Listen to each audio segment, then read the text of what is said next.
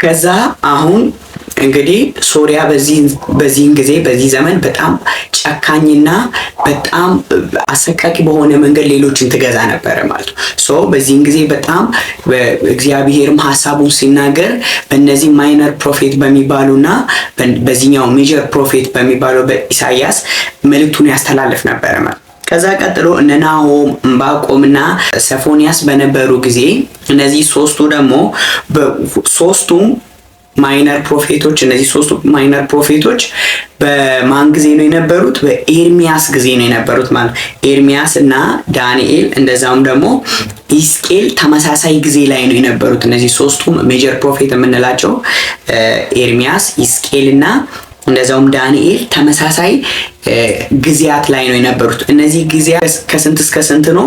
ከክርስቶስ ልደት በፊት ከ721 እስከ 606 ድረስ ነው የነበሩት ማለት ነው።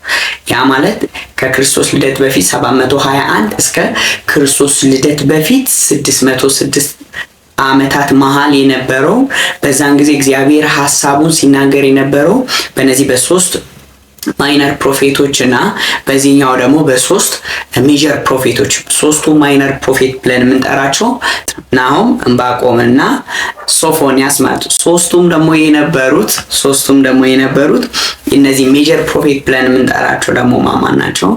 ኤርሚያስ፣ ሕዝቅኤል እና ዳንኤል ነበሩ ማለት ነው። በዚህን ጊዜ ስትገዛ የነበረችው ገዢ አሶርን ወይም ደግሞ ሶሪያን አሸንፋ ስትገዛ የነበረችው ደግሞ ባቢሎን ናት ማለት ነው። ስለዚህ ባቢሎን መቼ ነው ወደ ስልጣን የመጣችው? ከ606 እስከ 586 በጣም ጨካኝ በሆነ ጊዜ ስትመራ ነበረ ማለት ነው። ሶ ከዛ ቀጣይ የተቀበለችው ወይ ደግሞ የነበረው የአገዛዝ ስርዓት የባቢሎናውያን አገዛዝ ነበረ ማለት ነው። እንደሚታወቁት የዳንኤልን መጽሐፍ ስታጠኑት፣ የኤርሚያስን መጽሐፍ ስታጠኑት፣ እንደዛም ደግሞ የሕዝቅኤልን መጽሐፍ ስታጠኑት የምታገኙት የባቢሎንን ታሪክ ነው አብዛኛው። ምክንያቱም በዚህን ጊዜ የነበሩት እንዳለ ስለዚህ ነበር የሚያወሩት ማለት ነው። በነበሩበት ሁኔታ ነው የሚያወሩት። ከዛ ይሄ በዚህን ጊዜ ምንድነው የተከሰተው? ባቢሎን መግዛት ሲጀምር በዚህ አገዛዝ ውስጥ ምንድነው የተከሰተው? ቤተ መቅደስ የነበረው የኢየሩሳሌም ውስጥ የነበረው ቤተ መቅደስ ፈርሶ ነበረ ማለት ነው። እሱ ነው አሁን እግዚአብሔር ለበቀልና ለቁጣ እንዲነሳ ያደረገው አንዱ ሐሳብ ይሄ ነው ማለት ነው።